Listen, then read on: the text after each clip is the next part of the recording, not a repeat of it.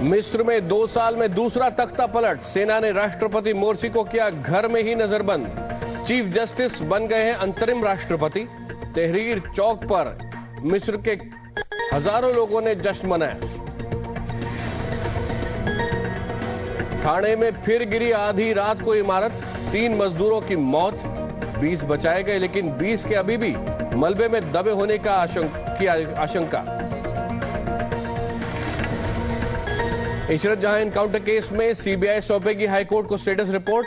Chargesheet को इशरत के परिवार ने बताया अधूरा, कहा छोड़ दिए हैं कई नाम। जी मीडिया के स्पेशल शो डेली न्यूज और व्यूज में इशरत के परिवार ने कहा एनकाउंटर का आदेश देने वालों पर भी हो कार्रवाई। इशरत के नाम पर बंद हो वोट की राजनीति। इशरत एनकाउंटर पर सियासी बवाल के बीच मोदी दिल्ली पहुंचे। पार्टी के पार्लियामेंट्री बोर्ड को बताएंगे मिशन 2014 का अपना एक्शन प्लान। उत्तराखंड में कुदरत फिर बरपा सकती है कहर। मौसम विभाग की 24 से 36 घंटे भारी बारिश की चेतावनी। सीएम ने कहा हम अलर्ट हैं। रेलवे घूसकांड में सीबीआई की चार्जशीट पर कोर्ट आज ले सकती है संज्ञान। पवन बंसल के भांजे सिंगला समेत 10 को बनाया है आरोपी। झारखंड में हेमंत सोरेन का चीफ मिनिस्टर बनना लगभग तय। कांग्रेस ने बनाया जेएमएम को समर्थन देने का मन। सरकार बनवाने के बहाने लालू भी आए पास। अक्टूबर में ऑस्ट्रेलिया से 2-2 हाथ। भारत में खेले जाएंगे 7 वनडे। धोनी की शान में पठान के कशीदे, कहा कप्तानी का जवाब नहीं। और 100 किलोमीटर प्रति घंटे की रफ्तार से पाताल में समा गई ये कार। अमेरिका के ओहायो में चमचमाते हाईवे की खुली पोल, इतने पर भी कार चलाने वाला सही सलामत।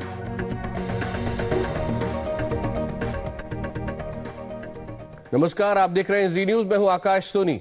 मुंबई से सटे ठाणे में एक इमारत गिरने से 3 मजदूरों की मौत हो गई है। कई मजदूरों के अभी भी फंसे होने की आशंका है। देर रात जब यह हादसा हुआ तब इमारत में गारमेंट फैक्ट्री में काम चल रहा था। दुर्घटना के वक्त करीब 45 मजदूर काम पर थे। इनमें से 12 को इंदिरा गांधी मेमोरियल अस्पताल में भर्ती कराया गया है। चश्मदीदों ने कहा है कि इमारत की दूसरी मंजिल पर रात में गारमेंट फैक्ट्री में काम चल रहा था, जिस समय पर यह इमारत नीचे गिर गई।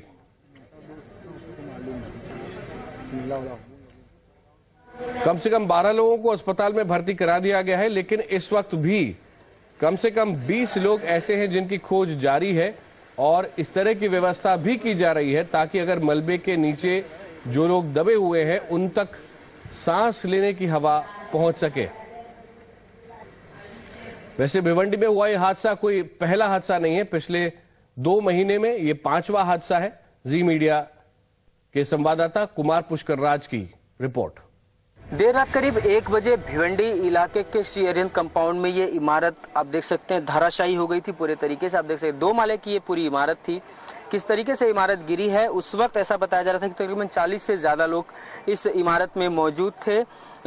तुरंत तकरीबन 1 घंटे के बाद ही मौके पर तमाम लोग पहुंच गए। फायर ब्रिगेड की टीम हो, म्यूनिसिपैलिटी की टीम हो, एनडीआरएफ की टीम हो, ये तमाम लोग यहाँ पर मौके पर पहुंच गए थे।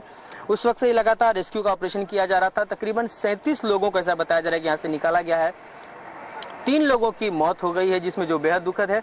अलावा अभी भी रेस्क्यू ऑपरेशन किया जा रहा है। सबसे बड़ी दिक्कत ये है कि आप देख सकते हैं ये जो बिल्डिंग गिरी है ये बड़े स्लैब्स में गिरी है, छोटे छोटे टुकड़ों में टूटी नहीं है, तो इनको हटाने में दिक्कत हो रही है। इनको तोड़कर इनके अंदर छोटे छोटे आप देख सकते हैं छोटे छोटे छेद किए गए हैं। आप देख सकते हैं बिल्डिंग में काफी जगहों पर छोटे छोटे सुराग जैसे बनाए गए, वहां से अंदर से लोगों को निकालने की कोशिश की जा रही है।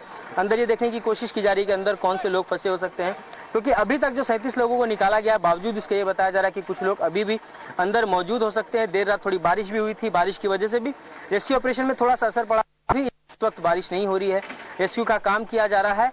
पिछले 2 महीने की बात करें तो पिछले 2 महीनों में मुंबई और ठाणे इलाके में 5वां ये ऐसा बिल्डिंग गिरने का हादसा है। मुंब्रा में ही 2 इमारतें गिरी थी, माहिम में एक इमारत गिरी, दहिसर में एक इमारत गिरी। तो ये तमाम तरीके की जो चीजें हैं मानसून आने के बाद पिछले 2 महीनों में ये 5वां ऐसा वाकया है जिसमें इमारत गिरी है। और यहाँ जिस तरह से इमारत गिरी है 3 लोगों की मौत हो चुकी है, 37 लोग निकाले गए हैं, जिनमें से कुछ लोग जख्मी हैं, अस्पताल में भर्ती हैं। दुआएं ये की जा रही है कि जो लोग जख्मी हैं वो सही सलामत अस्पताल से अपने घरों को चले जाएं। कुमार पुष्कर राज, जी मीडिया, मुंबई। एक घायल ने ये बताया है कि यह हादसा हुआ कैसे। मेरा नाम सनी जी, क्या हुआ था और उसमें क्या मतलब कैसी बिल्डिंग थी वो? सर एक मतलब क्या है कि 2 मंजिल की बिल्डिंग थी और वो मतलब एकाएक मतलब धंस गया और उसमें मतलब 50-60 कारीगर नाइट में थे और वो लोग उसे फंसे हुए। और लोग क्या हुआ, हम लोग बच कर निकल गए और मतलब डेली नाइट करवाता था, मतलब यही हफ्ता में 3 दिन नाइट था। किस चीज़ का काम होता था वहाँ पे? वहाँ पे मतलब सिलाई का काम होता था, सिलाई। मैं उसमें काम कर रहा था और बिल्डिंग अपने यहाँ जैसे कि जलजला जैसा है वैसे पूरा धस गया। हम लोग जितना कारीगर है किसी हटा हट के करें और दबे हुए हैं। आप लोग कौन से माले पे थे? इस हादसे से पहले 21 जून को ठाणे में एक बिल्डिंग गिर गई थी जिसमें कम से कम 10 लोगों की मौत हुई थी और उससे पहले 4 अप्रैल को ठाणे के लकी कंपाउंड में एक बड़ी इमारत गिर गई थी जिसमें कम से कम 70 लोगों की मौत हो गई थी।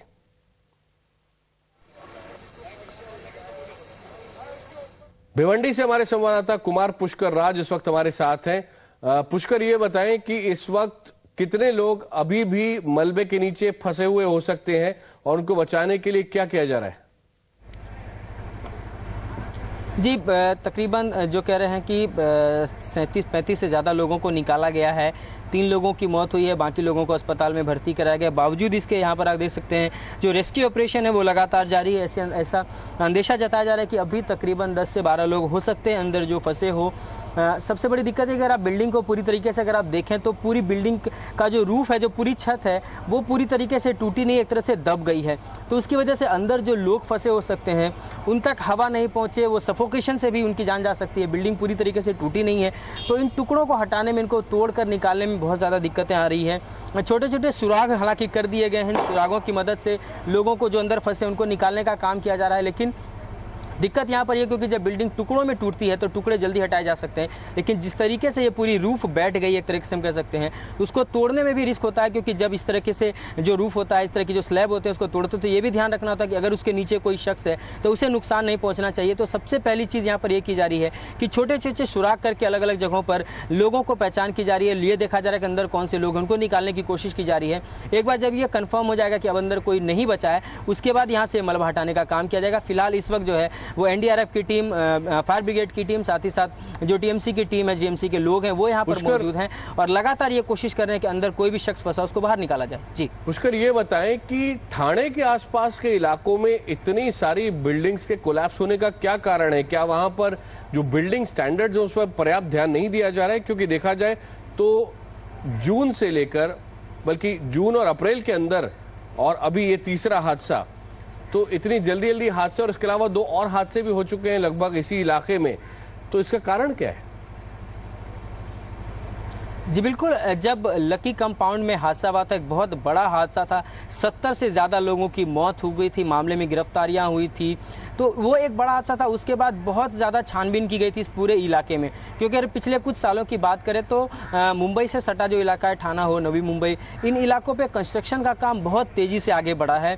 तो यहाँ पर किस तरीके से चीज़ें की गई है, क्या जो नॉर्म्स होते हैं बिल्डिंग बनाने के तमाम तरीके की, क्या उनका पालन किया गया? नहीं, इन तमाम तरीकों की जो चीज़ें हैं उन लोगों का कहीं ना कहीं शायद उनकी देखरेख नहीं की गई, उनकी जांच पड़ताल नहीं की गई, शायद वो वजह। क्योंकि जब लकी कंपाउंड जिस तरीके से गिरा उसके बाद एक बड़ी लिस्ट जारी की गई थी ठाणे इलाके में कि जो इलीगल बिल्डिंग है उनको गिराया जाएगा, उनको इवैक्यूएट किया जाएगा। तो एक बहुत बड़ी लिस्ट थी वो, तो वो कहीं ना कहीं जरूर दिखाती है कि मुंबई से सटे जो इलाके हैं वहां पर जरूर कहीं ना कहीं ऐसी इमारतें जरूर बनी है जिनमें जो सुरक्षा नॉर्म्स हैं, जो बिल्डिंग बनाने के जो नॉर्म्स होते हैं उसका पालन नहीं किया गया है। तो शायद यही वजह है कि शायद मानसून की 2 बहार भी नहीं, 2 फुहारें भी बर्दाश्त नहीं कर सकती इमारतें और गिर जाती हैं। धन्यवाद कुमार पुष्कर राज। अब बात इशरत जहां एनकाउंटर केस की।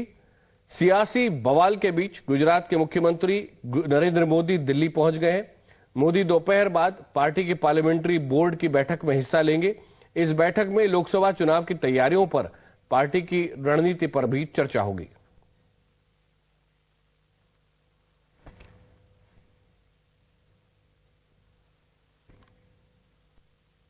यहां खास बात यह है कि नरेंद्र मोदी जिस समय पर देश की राजधानी में आ रहे हैं वो वक्त है जबकि कांग्रेस लगातार ये कह रही है कि इशरत जहां एनकाउंटर केस में जो ऑर्डर दिए गए थे वो किसने दिए थे ये देखा जाना चाहिए।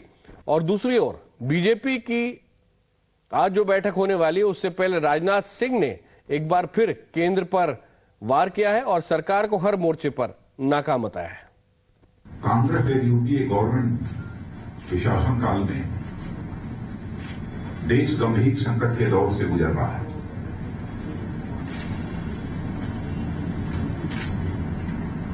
यह गवर्नमेंट हर फ्रंट पर पूरी तरह से फेल्योर है। अभी वक्त है एक ब्रेक का। ब्रेक के बाद बात करेंगे मिस्र की, जहां पर तख्ता पलट हुआ है और जहां पर सवाल ये उठ रहे हैं कि क्या ये तख्ता पलट है या फिर एक क्रांति।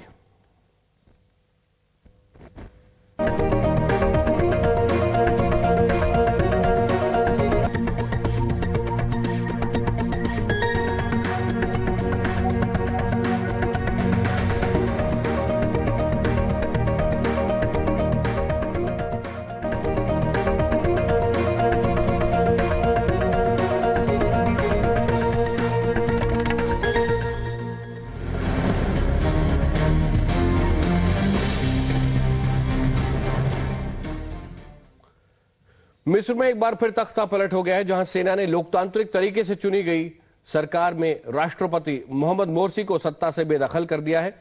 मोर्सी की जगह संवैधानिक कोर्ट के चीफ जस्टिस को देश की कमान सौंप दी गई है। नए राष्ट्रपति चुने जाने तक सेना ने संविधान को भी सस्पेंड कर दिया है और जल्द ही चुनाव कराने की अपील की है। इससे पहले 30 साल तक राज करने वाले हुस्नी मुबारक के खिलाफ तख्ता पलट हुआ था और अब 1 साल के अंदर ही मोहम्मद मोर्सी का भी तख्ता पलट हो गया है। सेना ने राष्ट्रपति मोर्सी के खिलाफ चल रहे आंदोलन पर अल्टीमेटम की मियाद खत्म होने के बाद ही यह कदम उठाया।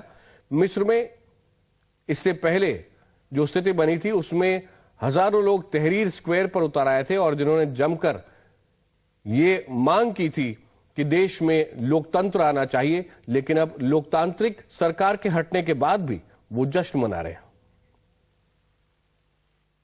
انقسام المجتمعي وإزالة أسباب الاحتقان ومجابهة التحديات والمخاطر للخروج من الأزمة الراهنة। मिस्र में आखिरकार वही हुआ जो होना था। يضع خارطة مستقبل ويوفر أسباب الثقة والطمأنينة। सेना ने राष्ट्रपति मोहम्मद मोर्सी को सत्ता से बाहर का रास्ता दिखा दिया। मिस्र के सैन्य प्रमुख अब्दुल फतेह अल सीसी ने राष्ट्रीय टेलीविजन पर जैसे ही इसकी घोषणा की, राजधानी काहिरा पटाखों की आवाज से गूंज उठी।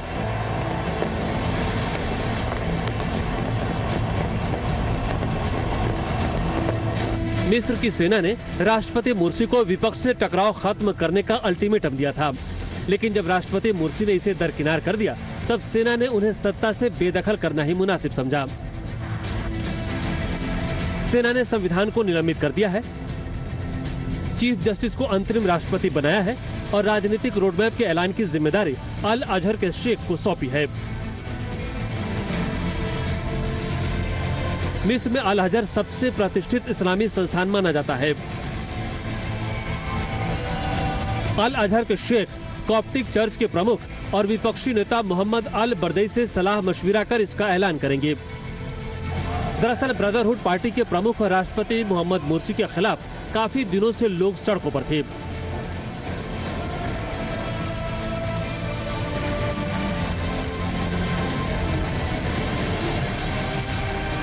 आंदोलनकारियों का आरोप था कि राष्ट्रपति मोर्सी ने कट्टरवादियों को बढ़ावा दे रहे हैं और विपक्ष को साथ लेकर चलने में नाकाम रहे हैं। इस बीच मोहम्मद मोर्सी ने अपने खिलाफ चल रहे आंदोलन को सिरे से खारिज कर दिया है। मामले की गंभीरता को देखते हुए सेना ने तनाव वाली जगहों पर सैनिकों की तैनाती बढ़ा दी है। चप्पे चप्पे पर नजर रखी जा रही है। टैंक भी तैनात कर दिए गए हैं, क्योंकि कई जगहों से दोनों गुटों में हिंसा की झड़प की वजह से कई लोगों के मरने की खबरें भी हैं।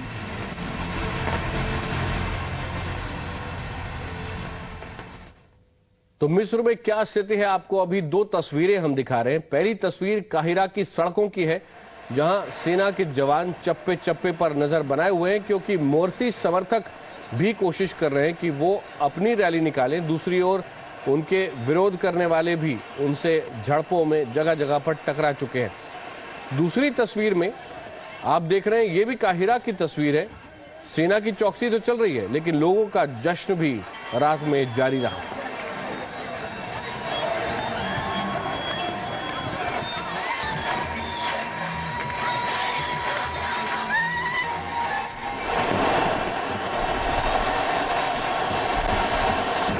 और इस वक्त आप लेजर शो देख रहे हैं तहरीर स्क्वायर का, जहां पर आप देख सकते हैं कि कैसे बड़ी संख्या में मिस्र के लोग वहां पर पहुंचे। हालांकि उन्होंने ही मोर्सी को चुना था, लेकिन इस लेजर शो के लिए वो तब भी पहुंचे जब मोर्सी का तख्ता पलट हो गया है, क्योंकि कई लोग मोर्सी से खुश नहीं थे और अंतर्राष्ट्रीय समुदाय में भी चिंता बढ़ रही थी, क्योंकि कहा ही जा रहा था कि मोर्सी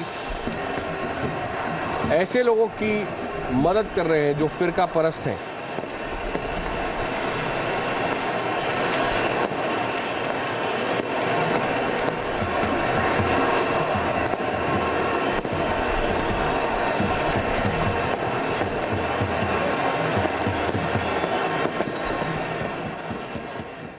अभी वक्त है एक ब्रेक का। ब्रेक के बाद बात करेंगे इशरत जहां एनकाउंटर केस की, जिसमें आज चार्जशीट दाखिल हो सकती है।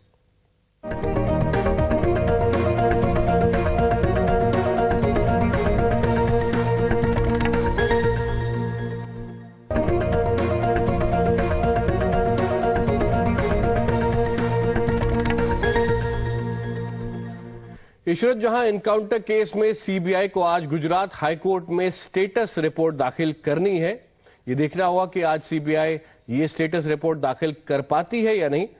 बुधवार को सीबीआई ने इशरत जहां एनकाउंटर केस को फर्जी बताया था और स्पेशल कोर्ट में चार्जशीट भी दाखिल की थी। और इसके बाद इशरत के परिवार ने मांग की है कि इसके पीछे जितने भी लोग हैं उनको सामने लाया जाना चाहिए। इशरत की बहन मुसरत से बात की जी मीडिया संवाददाता अश्विनी कुमार पांडे ने। इस वक्त हमारे साथ इशरत जहां की मां शमीमा जी हैं, साथ में उनकी बहन मुशरत हैं। मुशरत, ये जानना चाहेंगे आज कितनी राहत महसूस कर रही हैं आप? देखिए, आज हम लोग बहुत खुश हैं कि कुछ लोगों का नाम आया है जो इस केस में शामिल है, जो इस मर्डर में शामिल, जो मेरी बहन के हत्यारे हैं। इसलिए हम लोग खुश हैं, लेकिन हम लोग अभी पूरी तरह से खुश नहीं हैं, क्योंकि अभी बहुत सारों का नाम नहीं आया जो इस हत्या में शामिल है। हम लोग उस वक्त तक इस लड़ाई लड़ेंगे जब तक उन सब हत्यारों को सजा नहीं मिलेगी।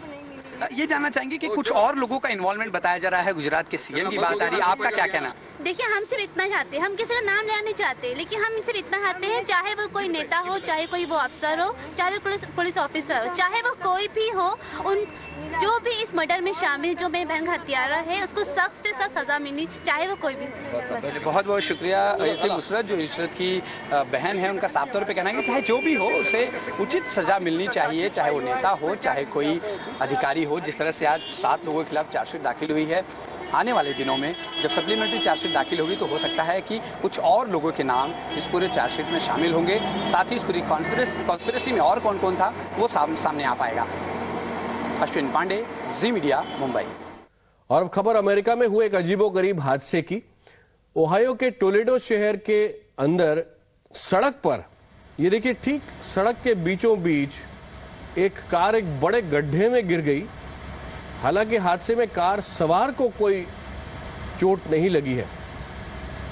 काफी तेजी से ये कार आ रही थी और उसके बाद अगर आप इसका और दूर से विजुअल देखेंगे, ये देखिए, यहां पर देखिए कि एक बड़ी रोड है, ये एक बड़ा हाईवे है और इस पर अचानक नीचे की जमीन खिसक गई और ये कार उसमें नीचे धंस गई।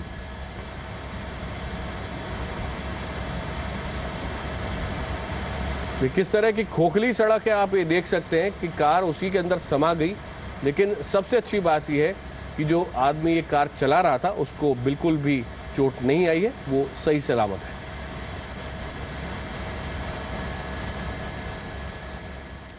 वक्त है एक ब्रेक का। ब्रेक के बाद बेमिसाल सुपर मॉम्स।